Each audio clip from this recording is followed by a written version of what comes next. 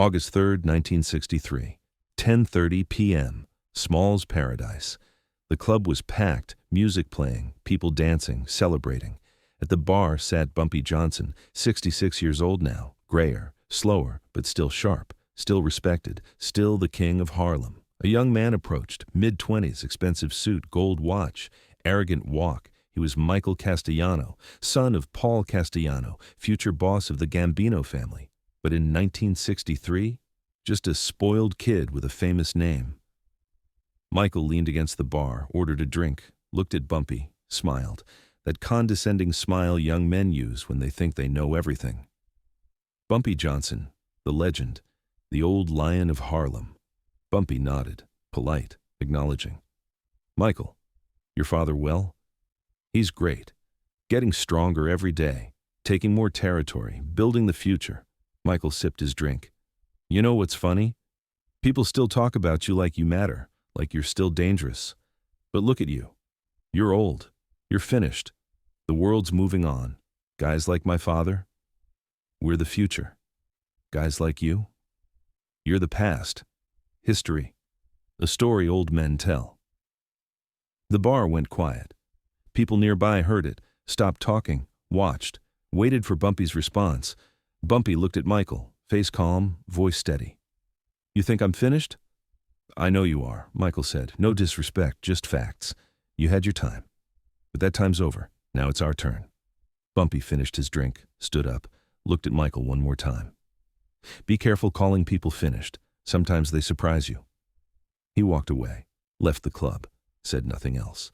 But everyone who knew Bumpy Johnson recognized that tone, that quiet, measured warning. And they knew. Michael Castellano had just made a very stupid mistake. 1 week later, Michael received a package at his apartment. Inside was something that made him call his father immediately, begging for help. This is the story of how disrespecting someone's age can cost you everything. To understand what happened, you need to understand Michael Castellano in 1963. He was 26 years old, son of a powerful mobster, grew up wealthy, privileged, protected. He'd never struggled, never fought his way up, never earned respect through action. He had it by birth, by name, by association. And that made him reckless, made him think he was untouchable, made him disrespect men who'd built their power through blood and intelligence. Michael was also a criminal, small time, but active. Extortion, loan sharking, a few beatings, nothing major, nothing that drew serious attention, but crimes nonetheless, documented, witnessed, traceable. He thought he was careful, thought he was smart, thought his father's name protected him from consequences. He was wrong, because Bumpy Johnson had been documenting Michael's activities for 2 years, not targeting him specifically, just keeping files, just building information, just preparing for a moment that might never come. But moments have a way of arriving. August 10th, 1963, 1 week after the insult. Michael's doorbell rang, 9:30 a.m.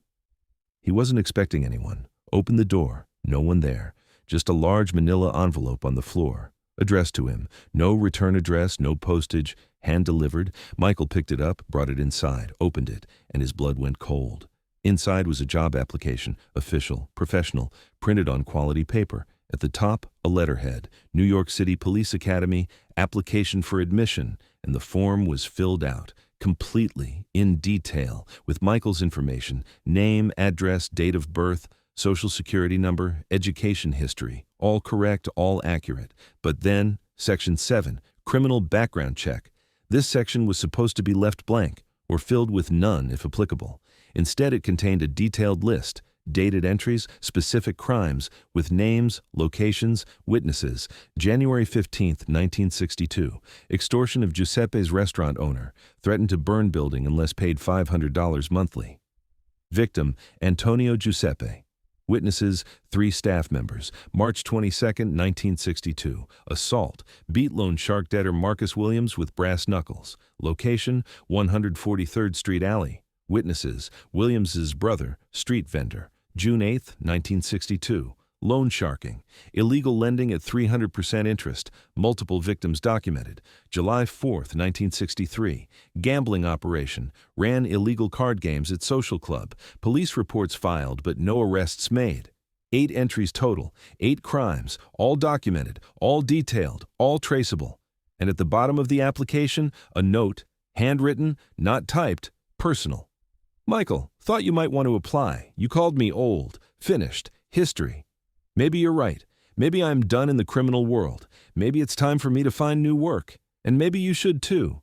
The police academy is always looking for informants, people who know the inside of mob operations, people who can provide detailed information about crimes. People like you. You have 2 options. Option 1, submit this application, tell them everything, become a rat, work with the police, turn on your father, your family, everyone you know. You'll be safe, protected, as long as you keep talking. Option 2, come see me. Apologize. Explain why you thought it was smart to disrespect someone who's been documenting your crimes for 2 years, and learn a lesson about calling people finished before you know what they're capable of. You have 48 hours to decide. After that, I submit this application for you, and you become the thing every mobster fears most. A rat. Whether you want to be or not, choose wisely. B.J. Michael stared at the application, at the note, at the detailed list of his crimes, and he understood. Bumpy had trapped him perfectly, psychologically, strategically. If Michael did nothing, Bumpy would send this application to the police, with evidence, with witnesses, with details. The police would investigate, would corroborate, would find truth. And then they'd approach Michael, offer him a deal, jail time, or cooperation, become an informant, testify against his family, against his father, live as a rat or die as a traitor. Either way, his life in the mob was over. If Michael went to his father, told him what happened, Paul Castellano would ask questions. Why does Bumpy have this information? Why is it so detailed? Why does he know so much about your crimes? And the answer would be clear. Because Michael was sloppy, reckless, documented, photographed, witnessed, vulnerable, and that vulnerability endangered the family, endangered operations, endangered everyone. Paul might protect Michael, might use family resources to make this go away. But Michael would be demoted, sidelined, never trusted with real responsibility, forever known as the weak link, the liability, or option 3, which wasn't really an option but felt like one in the panic. Run, disappear, leave New York, leave the life, start over somewhere, but where and how long before someone found him, before Bumpy or the police or his own family tracked him down? Running meant admitting guilt, meant looking weak, meant proving Bumpy's point, that Michael was young, stupid, not ready for the real game. So Michael made the only choice that made sense. August 11th, 1963, 2 p.m. Michael went to Small's Paradise, asked to speak with Bumpy, was told to wait. He waited. 45 minutes, standing, no seat offered, no drink provided, just standing in the corner, being ignored, being made to feel small. Finally, Bumpy emerged from his office, gestured. Michael followed. They sat. Bumpy's office, simple, modest, functional. Bumpy behind the desk, Michael across from him, like a student called to the principal. "I got your package," Michael said. His voice was different now, quieter, no arrogance, no swagger. "I figured," Bumpy said. "What do you want? Money? Territory? I'll pay whatever. Just don't send that application." Bumpy shook his head. "I don't want money. I don't want territory. I want you to understand something." He leaned forward. "You called me old, finished, a relic. You thought because I'm 66, because I'm not out there beating people or shooting people, that I'm powerless. But power isn't about age. It's about information. It's about knowing things, about documenting, about building files, about waiting for the right moment to use what you know." He tapped the desk. "I've been watching you for 2 years, not because you're important, because you're reckless, because you represent everything I've fought against my whole life. Entitlement without effort, arrogance without achievement, disrespect without understanding consequences." Michael swallowed hard. "I'm sorry, I was stupid. I shouldn't have said those things. You're not finished. You're still dangerous." "I'm not dangerous," Bumpy corrected. I'm thorough. There's a difference. Dangerous men react with emotion, with violence, with ego. Thorough men document, prepare, wait, and when disrespected, they respond with precision, with strategy, with consequences that teach lessons. So what happens now? Now you learn, Bumpy said. You're going to do 3 things. First, you're going to apologize publicly at the same bar where you disrespected me, in front of witnesses. You're going to admit you were wrong, that you underestimated me, that you spoke out of ignorance. Second, your father is going to pay a tribute, not to me personally, to Harlem, a donation, $50,000, to community programs, youth centers, education, your family's acknowledgement that they respect Harlem, respect what I've built here, respect the boundaries. Third, you're going to change. No more reckless crimes, no more sloppy operations. You want to be a mobster? Fine, but be a smart one. Be careful. Be strategic, because if I catch you being stupid again, if I hear about more extortion or beatings or careless violence, I won't send this application to the police. I'll send it to your father, with a note, asking if he really wants his son endangering the family with this kind of sloppy work. And you'll have to explain to him why Bumpy Johnson has better intelligence on your activities than he does.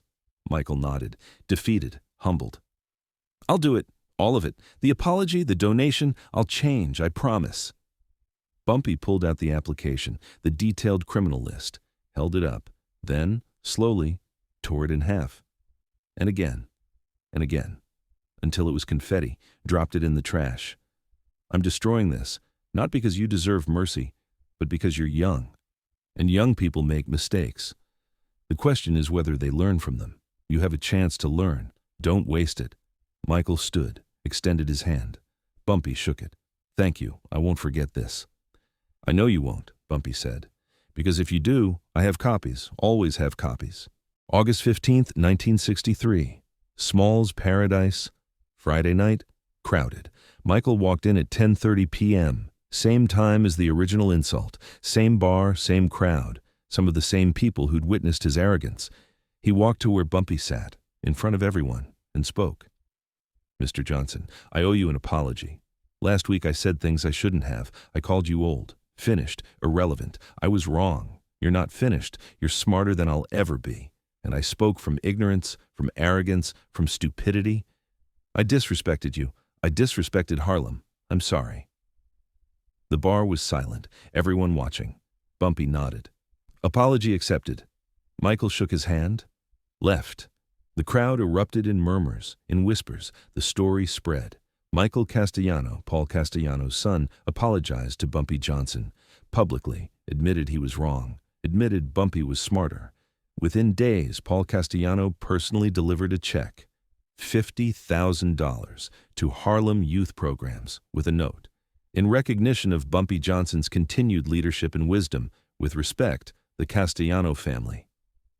Michael changed, not overnight, not perfectly, but changed. He became more careful, more strategic, stopped the reckless crimes, stopped the sloppy operations. When he eventually rose to power in the Gambino family years later, he was known for being methodical, calculated, never underestimating opponents. And when young mobsters in his organization got arrogant, got reckless, Michael would tell them a story about the time he disrespected Bumpy Johnson, about the job application that arrived at his door, about learning that age isn't weakness, experience isn't irrelevance, and that the most dangerous people are the ones who seem harmless, because they're not reacting, they merely preparing. Years later, in 1985, Michael Castellano was asked about Bumpy Johnson. He taught me more in 1 week than my father taught me in years. He taught me that power isn't about how tough you are. It's about how smart you are, how patient, how thorough. And he taught me that calling someone finished is the fastest way to discover they're not. That's the legacy of the job application, not the threat, not the fear, but the lesson. That disrespecting someone because of age, because they're not visibly active, because they seem past their prime, is the mistake young fools make. And that the old lions? They're not finished. They're just more efficient, more precise, more dangerous. Because they've learned that the best weapon isn't a gun, it's information and patience and the willingness to teach lessons that last a lifetime. Michael Castellano never disrespected an elder again, never called anyone finished, never assumed anyone was powerless, because he learned, the hard way, that the only people truly finished are the ones who stop thinking. And Bumpy Johnson? He never stopped thinking, right up until his death in 1968, when the world lost a king. Not of crime, of strategy, of intelligence, of teaching lessons without firing a single shot. If this story moved you, subscribe. Drop a like if you understand that age is wisdom, not weakness. Share this with someone who needs to know that calling people finished is the fastest way to discover they're not. And in the comments, tell me, have you ever underestimated someone because of their age? What happened? More legendary stories coming. Don't miss them.